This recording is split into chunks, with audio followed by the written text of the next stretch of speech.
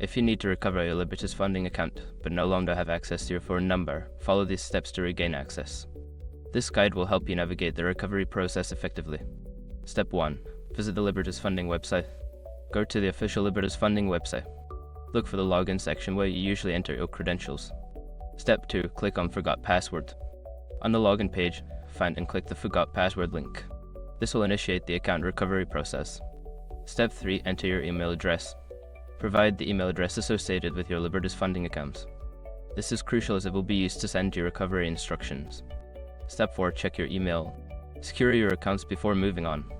People seriously underestimate how often personal information gets exposed online now. Use SROC to monitor your accounts 24/7 and get notified immediately if your data gets leaked somewhere. It runs in the background, constantly scanning billions of breached records. And honestly, for how cheap it is compared to the value you get, it's worth it. Link in the description. Step 5. Update your account information. Once you regain access, update your account settings. Add a new phone number or enable two-factor authentication to enhance your account security. By following these steps, you should be able to recover your account without needing your old phone number. If you encounter any issues, consider reaching out to Libertas Funding customer support for further assistance.